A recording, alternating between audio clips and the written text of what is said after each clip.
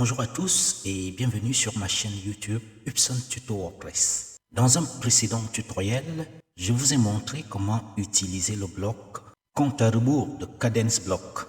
Nous avons vu ensemble que ce bloc pouvait être utilisé pour créer un sentiment d'urgence pour une promotion ou tout simplement pour ajouter un compte à rebours pour un événement spécial sur votre site WordPress. Et dans ce tutoriel, je vous ai montré comment utiliser ce bloc de manière efficace et personnalisée. Dans le tutoriel d'aujourd'hui, je vais vous montrer comment utiliser le bloc CountUp de Kadence Block pour ajouter un compteur de nombre animé sur vos pages et vos articles WordPress. Si vous souhaitez afficher le nombre de clients satisfaits, par exemple, sur votre site e-commerce, si vous souhaitez afficher le nombre de produits, par exemple, vendus sur votre site e-commerce, ou alors, si vous avez d'autres données numériques que vous souhaitez afficher sur votre site et les mettre en avant, le bloc CountUp est un bloc parfait pour cela. Alors, restez avec moi jusqu'à la fin de ce tutoriel pour découvrir comment l'utiliser. Avant de passer à la manipulation, je vais tout d'abord vous expliquer ce qu'est le bloc CountUp de Kadence Block. Il s'agit d'un bloc qui permet d'afficher un compteur de nombres qui s'anime lorsque l'utilisateur fait défiler par exemple l'âge.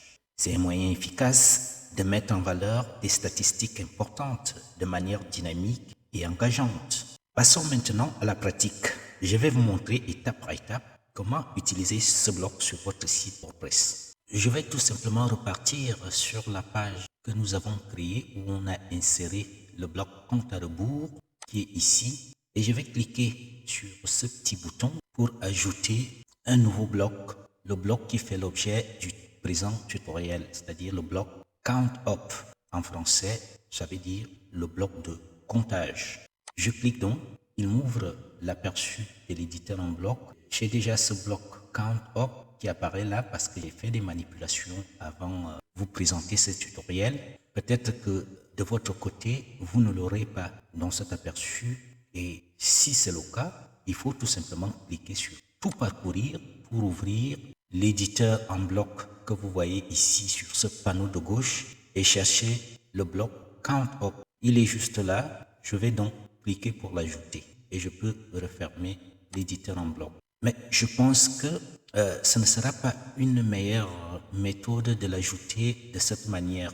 C'est pour cela que je vais resélectionner le bloc que je viens d'ajouter et je vais le supprimer. Je vais plutôt revenir ici et choisir d'ajouter d'abord un row layout que je vais prendre ici et je vais sélectionner une disposition de mon row layout. Je vais prendre cette disposition. Vous allez comprendre pourquoi je vais l'insérer à l'intérieur d'un row layout parce que ça va me permettre une configuration beaucoup plus souple. À l'intérieur donc de ce bloc row layout, je vais prendre le bloc du milieu et je vais cliquer pour insérer maintenant mon bloc countdown. Comme vous le savez, à chaque fois qu'on ajoute un bloc, il y a toujours ce petit menu flottant qui est là, qui apparaît et qui est contextuel au bloc qu'on a ajouté. Ici, le même menu flottant, il est ouvert là de manière développée. C'est l'éditeur de bloc Gutenberg. Sur ce volet, j'ai ici l'onglet général, l'onglet style et l'onglet avancé. Chaque onglet m'apporte des options permettant de personnaliser le bloc en question. Sous l'onglet général, le premier paramètre ici concerne le nombre. Il me dit que le nombre que j'ajoute ici, il commence à partir de 0. Je garde ce paramétrage et il se termine à 100. Je ne sais pas pour vous, ça dépendra de vos statistiques que vous voulez afficher. Moi, je vais par exemple choisir ici un nombre beaucoup plus grand, 24 356 par exemple. Est-ce que je souhaite mettre quelque chose avant le nombre? Auquel cas, je vais le saisir ici. Donc, je vous donne un exemple de préfixe qu'on peut mettre. Alors, ce nombre, pour moi, représente mes réalisations, services faits chez des clients. Je peux donc, par exemple, dire admirer nos réalisations chez 24 356 et je vais mettre un suffixe ici, client. Admirer nos réalisations chez 24 356 clients. Alors, mais présenter de cette manière, franchement, moi ça ne me plaît pas. C'est pour cela que je ne vais pas mettre de préfixe. Je vais supprimer ça. Je vais aussi enlever le suffixe. Je garde pour l'instant que ce nombre. Il y a la possibilité d'ajouter ici un titre. C'est là que je vais ajouter une information. Donc, on continue avec les paramètres. Ici, on peut régler la durée de l'animation. Il nous propose ici une animation en 2,5 secondes. Je peux augmenter cette valeur à 3 secondes. Ça dépendra de vous. Maintenant, comme j'ai un nombre suffisamment grand, ici, je peux ajouter les séparateurs pour séparer les milliers. Donc, je vais choisir le point. Et les décimales, on peut également ajouter la virgule qui généralement représente les décimales. Mais étant donné qu'ici, nous avons besoin que des nombres entiers, je ne m'occupe pas des décimales. Je viens donc de terminer l'ensemble des paramètres ou options de l'onglet général. Je peux passer maintenant à l'onglet style. Et là, la première option me donne les paramètres du titre. Le titre ici est coché par défaut. Si je décoche le titre, vous vous rendez compte qu'il n'y a plus rien qui apparaît. Et d'ailleurs, ici, le titre qu'on pouvait saisir, il n'y est plus. Bon, je vais donc réactiver le titre et je vais saisir ici client. Donc c'est 24 356 clients que je vais présenter sur ce compteur. Et maintenant, après le titre, on peut attribuer une couleur à notre titre.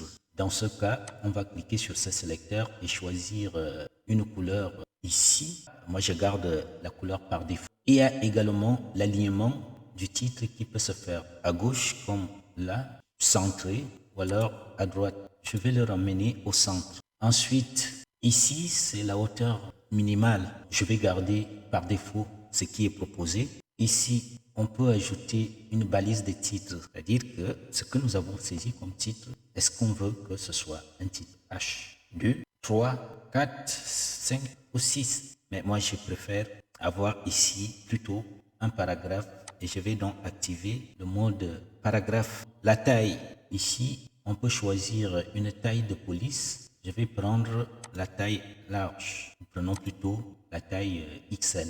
Ici, on peut choisir une case parmi les cases qui nous sont proposées. Et là, je vais plutôt garder cette famille de police, mais si je clique ici, je peux choisir une autre famille de police. D'ailleurs, j'ai l'habitude de travailler avec la police Montserrat. Donc, en tapant Mont, ça me propose ici la police que j'ai l'habitude d'utiliser. Si je veux cette police avec une graisse, je peux choisir par exemple la graisse 600.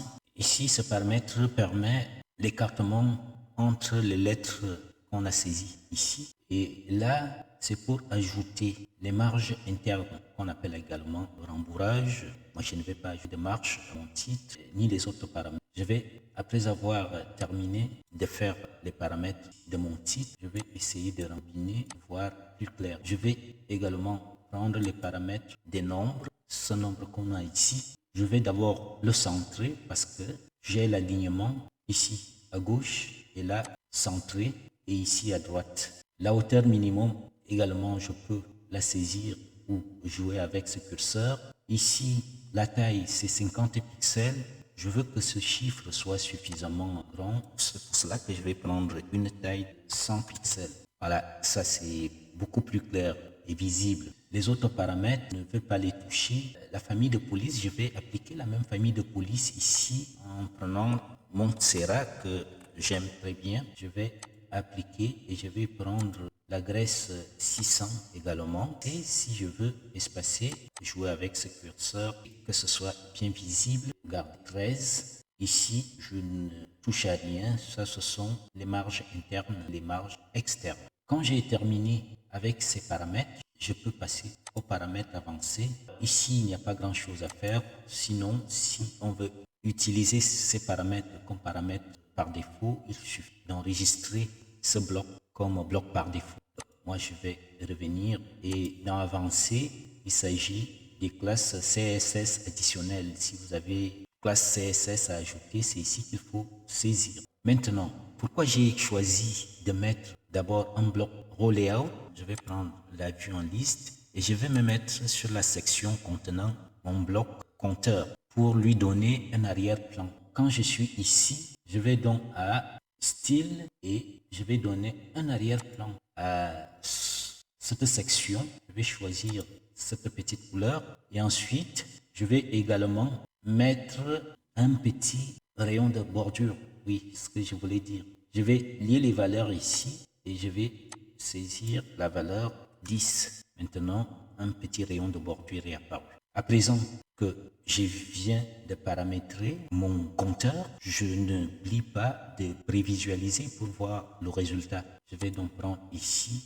prévisualiser. Et voilà, vous voyez comment il s'affiche de manière animée.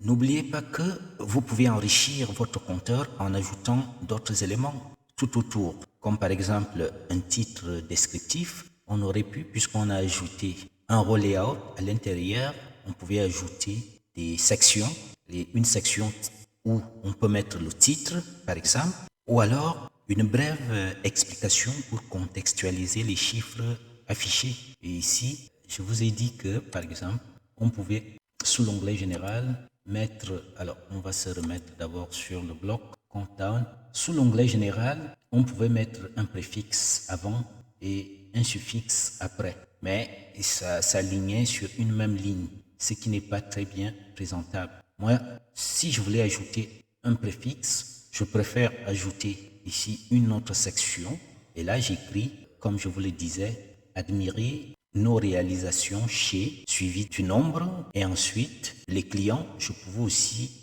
choisir de mettre le terme client sur une autre section.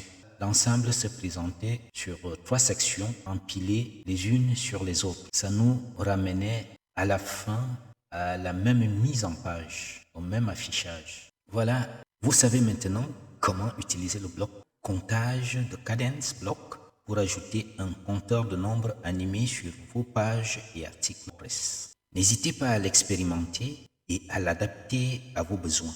Si vous avez des questions ou des commentaires, n'hésitez pas à les partager dans la section des commentaires en dessous de cette vidéo.